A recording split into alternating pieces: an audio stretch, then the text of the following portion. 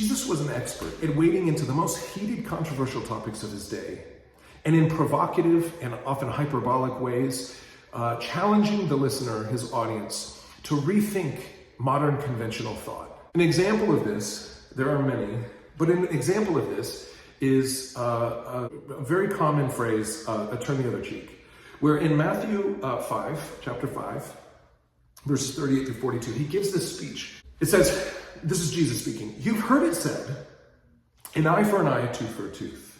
Let's stop there for a minute. He's referencing this code of Hammurabi, this ancient code limiting retaliatory behavior that was ancient even in Jesus's day.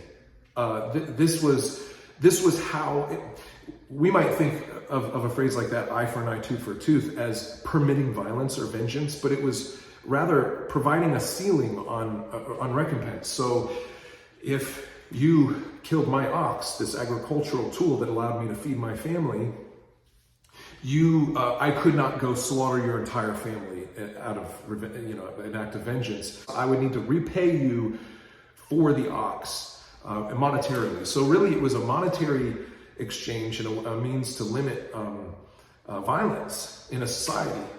So this was something that people knew and understood, and many human beings most agreed with. This was the conventional thought of the day. But Jesus turns that upside down.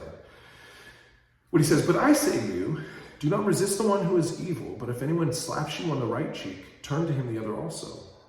Returning kind for kind is the context of what he's talking about here. So when somebody wrongs you, he's saying, instead of thinking about this means at which we limit kind for kind retaliation, maybe we go about this a different way.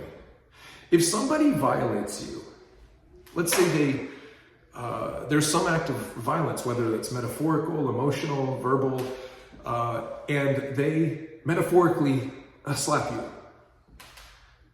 on the right cheek. Instead of responding in kind, I call you to do something different. So let's just stop for just a second. 85 to 90% of the world is right-handed. So it's interesting when the right cheek is specified here, we have to think about what that's saying. If I'm right-handed, and the assumption is that most people are right-handed, and I'm going to slap you on the right cheek, if it's coming this way, that would mean I would have to hit you with the back of the hand. If I'm right-handed, I'm going to hit you on the right cheek, it's going to be with the back of the hand. But Jesus is saying, turn to him the other also. So that would be my left cheek, but the left hand wouldn't be used in a dominant fashion, so that would mean there'd be an open hand here. So this in that culture, in the culture of that day, the back of the hand was used to demean somebody, to put them in their place. It was not considered an act of violence, but the front of the hand was.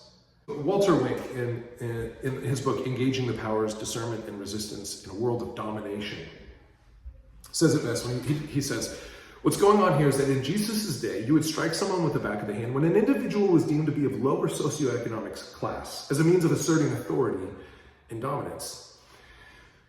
Have you ever had an experience with somebody, maybe online, where they clearly are trying to assert some form of dominance over you with maybe an act of violence or contempt or outrage, trying to belittle you, demean you, lower you, or put you in your place? If the persecuted person turned the other cheek, the discipliner was faced with a dilemma.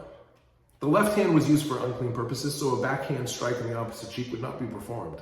An alternative would be a slap with the open hand as a challenge or to punch the person. But this was seen as a statement of equality, and I would add as a statement of violence. Thus, by turning the other cheek, the persecuted was demanding equality. So there's something very active happening on the part of the one who is turning the other cheek. This is not just letting somebody beat you up. This is somebody staying in. This is somebody staying in a peaceful act of defiance by saying, I demand that you take another look at this situation And maybe the assumption is that this person has been victimized. So if I'm the one turning the cheek, I've been victimized. If you're trying to assert your dominance over me, and I'm staying in this conversation saying, rethink this. Maybe what I'm calling you to is to look at love, peace, kindness, the fruits of the Holy Spirit, what we're called to, what our high call is as human beings. I'm calling you to look at that in a different way. And if you're going to hit me again, if you're going to belittle me again, name call, assert your dominance or authority over me again, now it's an act of violence against this call for love, peace, kindness, reformation. The world wants to stay asleep. The world wants to stay comfortable. And it will act violent towards you if you try to shake people awake to atrocities, to oppression, to things that demand we do something different. So what is Jesus calling us to? He's not calling us to avoid confrontation. He tells us to go and spread the good news. And he often waded into these places where religious or political debates were happening. But he does call us not to respond with violence or eye for an eye, tooth for a tooth. Not to respond in kind, but rather to respond when we're met with violence, whether that's emotional, verbal, physical. We respond with love. We continue to challenge the prevailing thought of the day, but we do it with